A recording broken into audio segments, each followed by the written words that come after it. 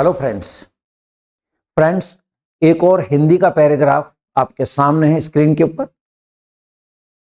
एक जीव है जिसका नाम चमगादड़ है, इंग्लिश में बैट बोलते हैं, BAT, राइट। ये प्रकृति का एक अजीब प्राणी है, अजीब जीव है। तो इसके ऊपर एक पैराग्राफ है, लटक और उड़ सकने वाला जीव, फ्लाइंग एंड स्लिंगिंग क्रीचर। अब आप फ्रेंड्स ये कहेंगे यहाँ आईएनजी क्यों लगाया आपने, स्लिंग यानी लटकना लटकाना होता है, इसमें आईएनजी क्यों लगाया। देखिए, जब वर्ब के बाद वाला आता है, जैसे कोयल गाने वाला पक्षी है ना, जोंक चूसने वाला, मतलब जो वॉम है, चूसने वाला प्राणी है, गाने वाला, खरीदने वाला, बेचने वाला। वर्ब के बाद जब वाला आता है तो वहां पे हम लोग यहाँ तो ER लगाते हैं, राइट। अब मैंने कहा गाने वाला पक्षी, यहां जो वाला आ रहा है उसमें आईएनजी लगकर एडजेक्टिव बनेगा, सिंगिंग बर्ड। आ रहा है समझ में।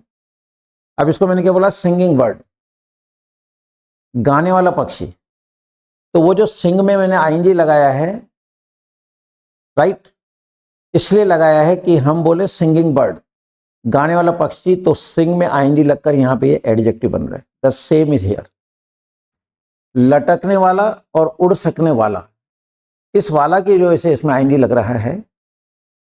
तो देखिए, उड़ने वाला और लटकने वाला, क्योंकि टहनियों पे लटकता है ये, तो फ्लाइंग एंड स्लिंगिंग बर्ड या फ्लाइंग एंड सिंगिंग क्रीचर। दिखता पक्षी है लेकिन इसको पक्षी कहते नहीं है। तो पहली तो मैंने हेडिंग पे बात करी कि आईएनजी क्यों लगा, राइट।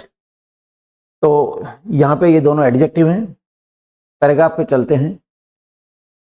लटक और उड़ सकने वाला जीव, चमगादड़ एक अनोखा जीव है। Bat is a very unique creature. Friends, without tense का सेंटेंस है, क्योंकि इसमें वर्ब नहीं है, क्रिया नहीं है, कोई एक्शन नहीं है कि लेस लगा देंगे। तो bat is a very unique creature, यह पक्षी नहीं है। अब उड़ता है तो लोग इसको पक्षी समझते हैं, but actually it is not a bird.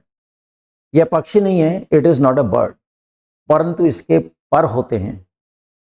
ये पक्षी नहीं है परंतु इसके पर होते हैं।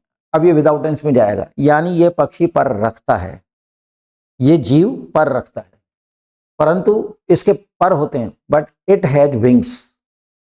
फ्रेंड्स, कोई भी पक्षी जिसके दो, आप ये देखते हैं पर, जिसको अपन इंग्लिश में विंग्स कहते हैं, एक होता है फीदर। तो हर पक्षी के दो पर होते हैं, और एक पर में जो पंख होते हैं कई बार निकल के गिर जाते हैं, वो फीदर कहलाते हैं। तो फीदर और पर में ये फर्क, मतलब पंख और पर। तो पर हो गया विंग और पंख हो गया फीदर।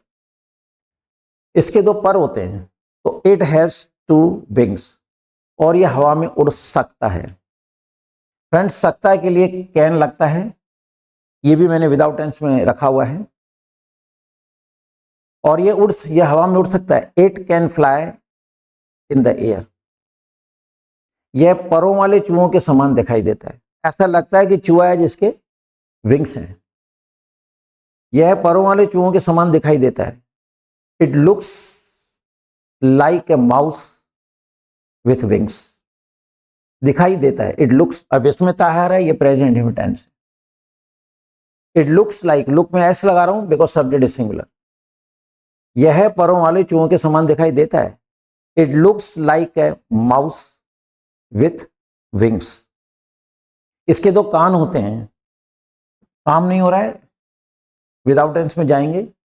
इसके 2 कान होते हैं। इट हैज 2 ईयर्स, जो चूहे के कानों से मिलते जुलते हैं। यहां भी ते आ रहा है, प्रेजेंट इंडेफिनिट टेंस नहीं है। इसलिए सबसे जो मोटी बात है वो ये है कि हिंदी के सेंटेंस को पहचानना जरूरी है। If you are very strong in recognition of any Hindi sentence, then I don't think that you will feel any difficulty while translating into English. फिर दिक्कत नहीं है, हिंदी के सेंटेंस को पहचानना दिक्कत है, जो चूहे के कानों से मिलते जुलते हैं। अब इसमें ते आ रहा है, प्रेजेंट इंडेफिनिट टेंस नहीं है, अब दो कान की बात हो रही है जो चूहे के कानों से मिलते होते हैं, विच आर रिजेंबलिंग या which resemble to the ear of mouse. ठीक है, मिलते जुलते हैं। तुम जानते हो, अब तुम जानते हो, यू नो, अपन कहते हैं कि यू नो वेल, जैसा कि आपको अच्छी तरह पता है। यू नो, पक्षियों के कान दिखाई नहीं देते हैं। The ears of birds are invisible या आर नॉट विजिबल। इनविजिबल लगा दो या नॉट विजिबल लगा दो। तो यू नो, पक्षियों के कान दिखाई नहीं देते हैं। Birds ears are not visible, लेकिन यह धीमी से धीमी आवाज भी सुन सकते हैं। अब सकते हैं में कैन भी लगता है, मे भी लगता है, पर कैन में नम्रता नहीं होती है, पोलाइटनेस नहीं होती है, मे में नम्रता होती है। क्लास में जाते हैं, बच्चा बोलता है मैं अंदर आ सकता हूं, मे आई कम इन। कैन आई कम इन नहीं बोलेंगे। लेकिन आपने कहा कि मैं 100 किलो उठा सकता हूं, तो आई कैन। मीनिंग दोनों का सकता है हिंदी में। तो यह धीमी से धीमी आवाज भी सुन सकते हैं, तो ये किसको शो कर रहा है? योग्यता को। ये धीमी से धीमी आवाज सुन सकते हैं, but they can listen even the lowest sound. धीमी से धीमी आवाज भी सुन सकते हैं, कैन लग जाएगा। पक्षियों और पशुओं के पांव होते हैं। Birds and animals have feet. पक्षी और पशुओं के पांव होते हैं। ते आ रहा है, प्रेजेंट इंडिफरेंट टेंस नहीं है, अगेन विदाउट टेंस, क्योंकि कोई क्रिया नहीं है। परंतु चमगादड़ के पांव नहीं होते हैं। पक्षियों और पशुओं के पांव होते हैं, परंतु चमगादड़ के नहीं होते हैं। But bat does not have या हैज नो फीट। उनके कोई पैर नहीं होते हैं। दोनों तरफ से बना सकते हैं, but bat has no feet या बैट डज नॉट हैव। जब बैट हैज बोलेंगे तो यहाँ हैज हेल्पिंग वर्ब है, और बैट डज नॉट हैव, यहाँ पे have as a verb use किया जा रहा है, इसमें हेल्पिंग वर्ब डू है, डू नॉट। परंतु चमगादड़ के पांव नहीं होते हैं, but bat does not have feet. यह पृथ्वी पर चल फिर नहीं सकता है। सकता है के लिए यानी योग्यता नहीं है, में नहीं लगाएंगे, कैन। ठीक है, यह पृथ्वी पर चल फिर नहीं सकता है। It can not walk on land कह दो, ग्राउंड कह दो। ठीक है, it can not walk on ground. यह टहनियों से लटक सकता है। It can sling from the branches. लटकने या लटकाने के लिए वर्ड होता है स्लिंग। अभी इंग्लिश भी दिखाएंगे आपको, राइट। यह टहनियों से लटक सकता है या उड़ सकता है। It can sling from the branches, और उड़ सकता है। And it can fly. प्रकृति की रचना वास्तव में कल्पना से परे है। जब हम चमगादड़ की ये जीवनी पढ़ रहे हैं, जो भी ईश्वर की रचना है, तो जाहिर है कि प्रश्न उठता है कि अब इसके कान भी हैं और उड़ भी रहे, तो पक्षियों से थोड़ा अलग हटके ये क्रीचर है। तो प्रकृति की रचना वास्तव में कल्पना से परे है। The creation of nature is beyond imagination. Without tense का सेंटेंस है, क्योंकि इसमें काम नहीं हो रहा है। प्रकृति की रचना, the creation of nature is और रियली बियॉन्ड इमेजिनेशन। तो फ्रेंड्स, आप देख रहे हैं इंग्लिश साथ में है हर पैराग्राफ की।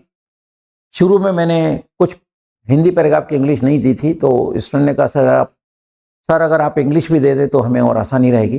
तो I don't have any problem, just मतलब इसकी इंग्लिश देते हुए। तो ये सब आपके सामने हैं, तो आप हिंदी के जो पैराग्राफ हैं इनको इस तरह से पढ़ते चलिए और इनकी ट्रांसलेशन करते चलिए। और आप देख रहे हैं कि जब हम ट्रांसलेट करते हैं तो इनमें किन किन चीज़ों की आवश्यकता होती है, राइट। वो सारे कॉन्सेप्ट, वो सब कुछ आपको आना चाहिए। Only then it will be possible for you to translate of any Hindi sentence into English. आगे समझ में? तो ये था हमारा फ्लाइंग एंड स्लिंगिंग क्रीचर। तो फ्रेंड्स, आप समझ गए होंगे इंग्लिश सीखने का सही तरीका क्या है। सोचना आपको है। जय हिंद। डाउनलोड करें इंग्लिश वाले सरदार जी ऐप और सीखें इंग्लिश।